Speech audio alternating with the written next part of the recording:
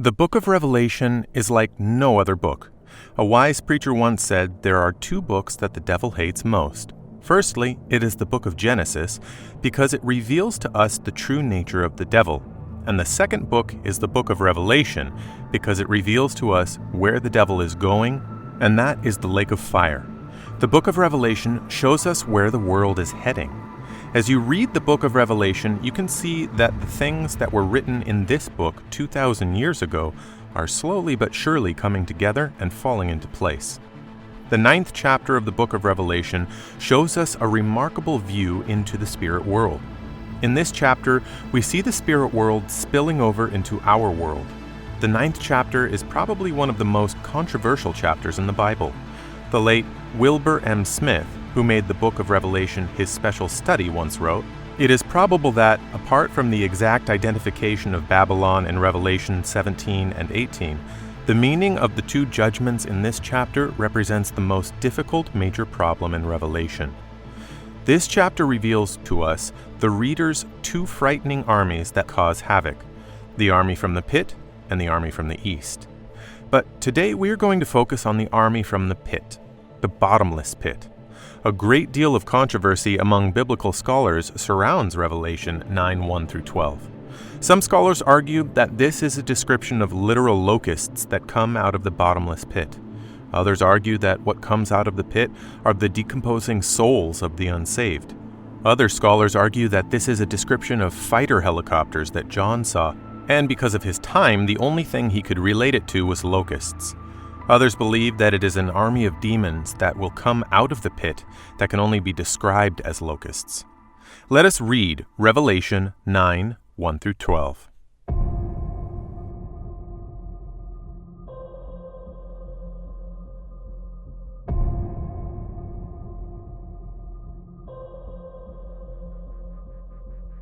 And the fifth angel sounded, and I saw a star fall from heaven unto the earth, and to him was given the key of the bottomless pit.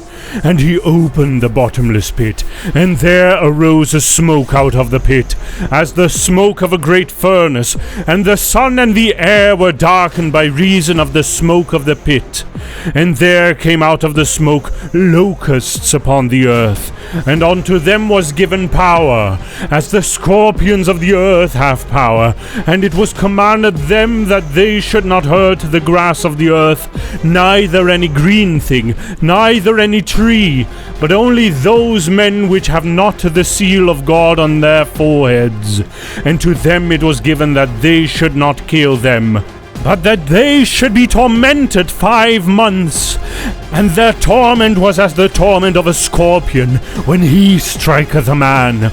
And in those days shall man seek death, and shall not find it, and shall desire to die, and death shall flee from them. And the shapes of the locusts were like unto horses prepared unto battle, and on their heads were as it were crowns like gold, and their faces were as the faces of men, and they had hair as the hair of women, and their teeth were as the teeth of lions. And they had breastplates, as it were breastplates of iron, and the sound of their wings was as the sound of chariots, of many horses running to battle. And they had tails like unto scorpions, and there was stings on their tails, and their power was to hurt men 5 months.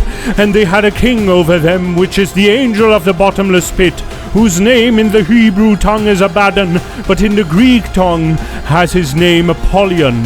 One woe is past, and behold, there come 2 woes more hereafter.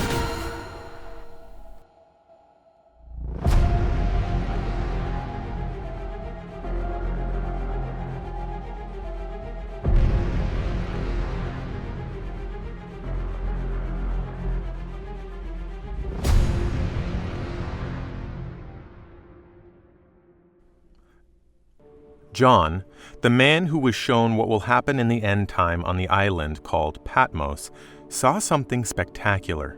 He saw that the things that come out of the bottomless pit have a leader, a king that rules over them, whose name in the Hebrew tongue is Abaddon, but in the Greek tongue hath his name Apollyon. This story did not start here. We must have been hearing about this name called Apollon. There have been short movies and videos that have been made and titled Apollon. We must have also heard of Apollon the Destroyer before. We may know of this name, but many of us don't know who or what bears this name. We don't know the power of the entity bearing this name, and we don't have the idea of what the entity will do. Many people have believed that this particular being that John talked about was Satan himself. They believed it is another name for Satan because of the title that was given to this angel, the Destroyer. But Apollon cannot be Satan, and I will explain why. Starting from what led to this part of the Bible, John was seeing trumpets sounded by angels and things were happening. As the trumpets sounded, each trumpet presents a disaster worse than the disaster that preceded it. The 5th, 6th, and 7th trumpets are called the 3 Woes. The 5th trumpet was sounded by the 5th angel, and something happened. Revelation 9:1. And the 5th angel sounded, and I saw a star fall from heaven unto the earth, and to him was given the key of the bottomless pit. John said a star fell from heaven. This same star was given a key to the bottomless pit. The bottomless pit is a place that can only be described as a place of detention for the wicked angels, or the demons' world. If we remember another thing John said about this bottomless pit, it is a place where Satan himself would be locked for 1,000 years. We see this in Revelation 23.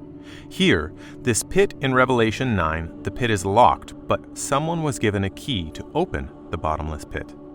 John said a star fell from heaven, and it was given the key to the bottomless pit. We were made to know that this star was a being, and the word he. The use of the word he is used to indicate that it was a being. The exact identity of this being who is given the keys is not known. Some argue it is Satan himself who is given the key, and others argue that it is an angel. The exact identity of this star is not explicitly stated. After the star was given the key, what did he do? The Bible says that he opened the bottomless pit. After he opened it, some locusts that looked like scorpions came out of the pit. The leader of these things was described in Revelation 9:11, whose name is Abaddon in Hebrew, and then Apollon in Greek, meaning the destroyer. The first thing we can know about this Apollon being is that he is locked up in the bottomless pit waiting to be freed. These things all came from a place called the bottomless pit.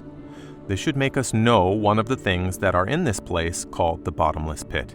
It houses demons, angels of Satan, and all kinds of spirits that these angels control. There must be more angels like Apollon in this pit, but what we are concerned about is the Apollon who is given the power to destroy the earth. The fact that the Bible used the word locust doesn't mean they were ordinary locusts. If we look at the descriptions of these locusts, they look nothing like locusts. Revelation 9:7-10 KJV. And the shapes of the locusts were like unto horses prepared unto battle, and on their heads were as it were like gold, and their faces were as the faces of men. And they had hair as the hair of women, and their teeth were as the teeth of lions. And they had breastplates, as it were breastplates of iron. And the sound of their wings were as the sound of chariots of many horses running to battle. And they had tails like unto scorpions, and there were stings in their tails, and their power was to hurt men 5 months. These things don't look like locusts. If we know what locusts are, they're like grasshoppers. They have hind legs which they can use to jump sometimes. They don't have human heads or human hair. They don't have breastplates. They don't have the shape of horses, and they look nothing like horses. That should tell you the description that John gave about these locusts doesn't mean that they look like the actual locusts, but the Bible scholars believe that he called them locusts because of their mission and their number. What do locusts do? The simple answer is, they destroy plants. Except these won't be destroying plants, and typically if you see a locust, you can't number them. They come in their thousands, hundreds of thousands. We see in the Bible that Satan fell with 1/3 of the angels. Therefore, we know that the devil does have beings that work under him. The kingdom of Satan does have a hierarchy. That are some spirits that are evil and more wicked than others. Just like we have the archangels in heaven who lead the other angels in some specific assignments, like fighting battles and delivering the messages of God to human beings, we can see the angel Michael in the book of Daniel helping the angel that was held by the prince of Persia. We can also get the record of his war with the fallen angels and Satan in heaven. Revelation 12:7-8 KJV. And there was war in heaven. Michael and his angels fought against the dragon, and the dragon fought, and his angels, and prevailed not. Neither was their place found any more in heaven. Angel Michael leads battles, and Apollyon on the other side of Satan leads a group of demons or evil spirits that are described as locusts. It doesn't matter how powerful this angel is. It doesn't matter the number of things he can destroy.